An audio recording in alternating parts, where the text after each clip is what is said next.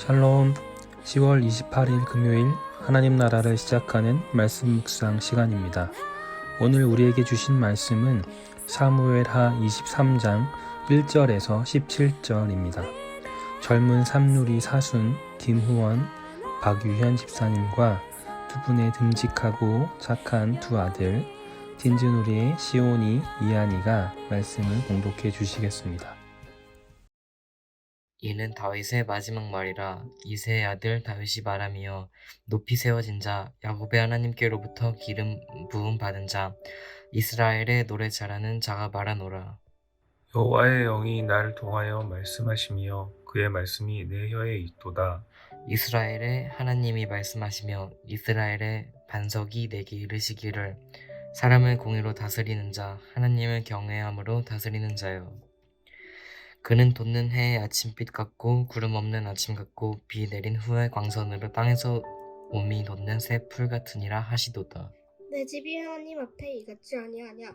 하나님이 나와 더불어 영원한 언약을 세우사 만사에 구비하고 견고하게 하셨으니 나의 모든 구원과 나의 모든 소원을 어찌 이루지 아니하시랴. 그러나 사악한 자는 다 내버려질 가시나무 같으니 이는 손으로 잡을 수 없음이로다. 그것들을 만지는 자는 철과 창자루를 가져야 하리니 그것들이 당장에 불살리리로다 하니라. 다윗의 용사들의 이름은 이러하니라.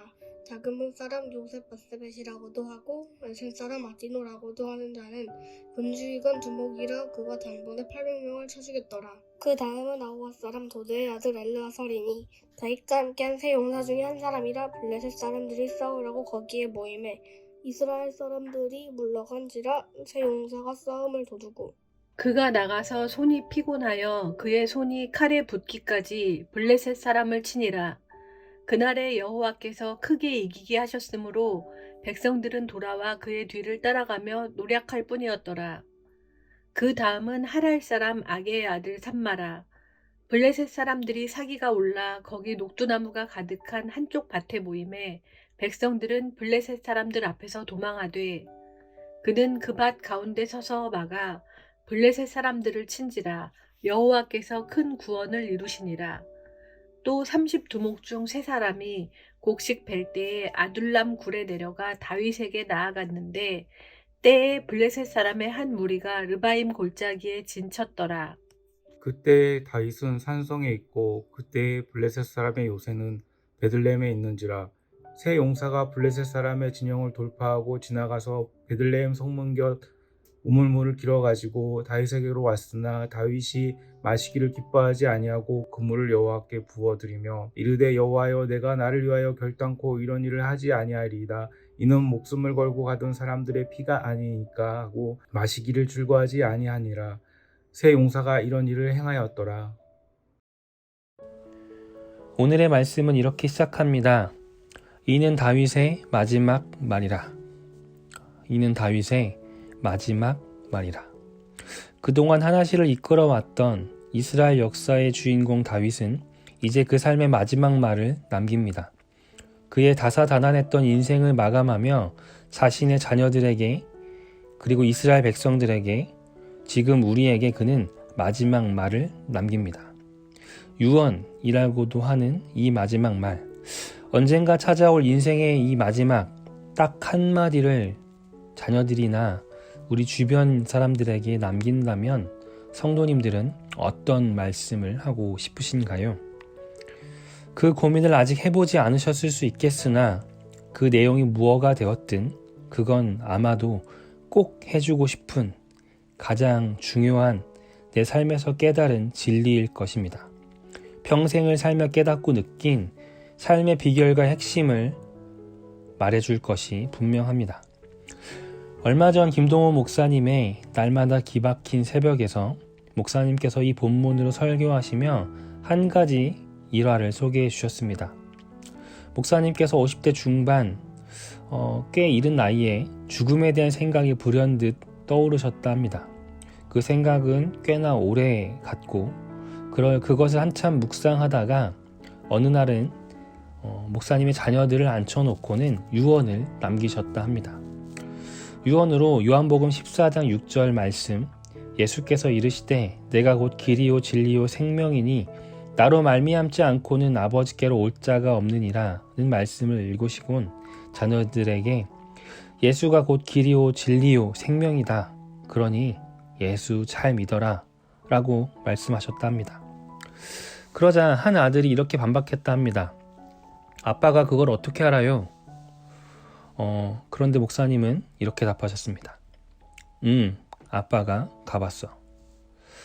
그러자 아들은 그럼 그 길이 맞겠네요 라고 금세 수긍했다 합니다. 이 일화가 제게 참 인상 깊었습니다. 예수 잘 믿어라. 뻔하고 흔한 말이지만 사실 이 말보다 더 우리 자녀들에게 해줄 말이 있을까요? 제가 우리 딸에게 마지막으로 딱 한마디 유언을 남겨야 한다면 저는 이 말을 대신할 그 어떤 말도 떠오르지가 않습니다.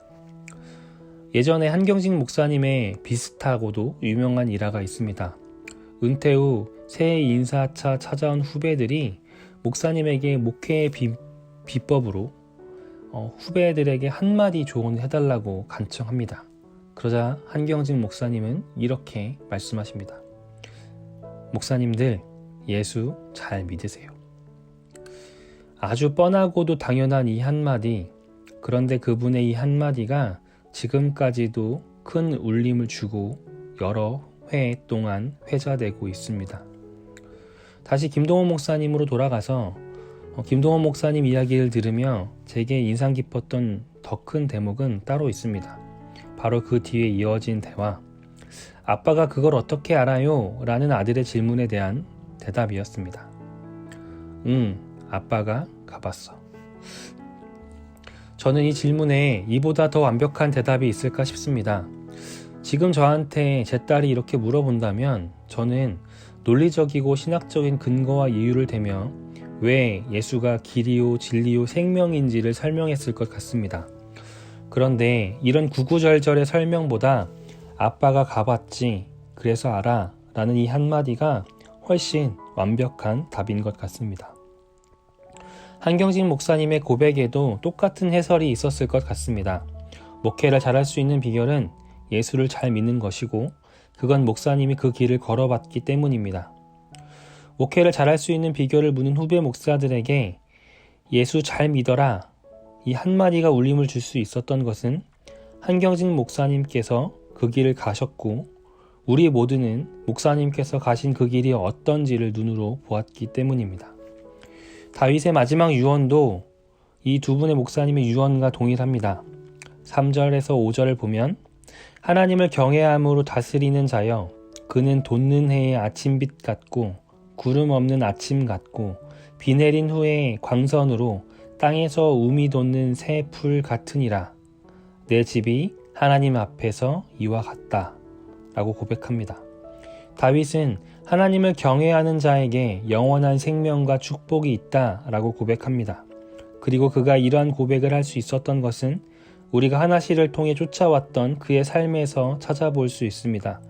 그가 걸어온 그 삶이 그리고 그 인생을 마무리하는 그 마지막 앞에서의 이 고백이 바로 그가 가보고 경험한 것임을 증명합니다. 김동원 목사님의 고백을 듣고 제게도 한 가지 꿈이 생겼습니다.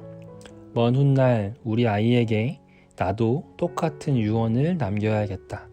그리고 우리 아이가 똑같이 아빠가 그걸 어떻게 알아? 라고 묻는다면 나도 목사님처럼 응, 아빠가 가봤어 라고 대답해주고 싶습니다. 그리고 그 대답을 하기 위해 지금 그 길을 걸어가 보려 합니다. 우리 우신 성도님들 함께 그 길을 가시면 좋겠습니다. 자식은 부모의 뒷모습을 보며 자란다는 말이 있습니다.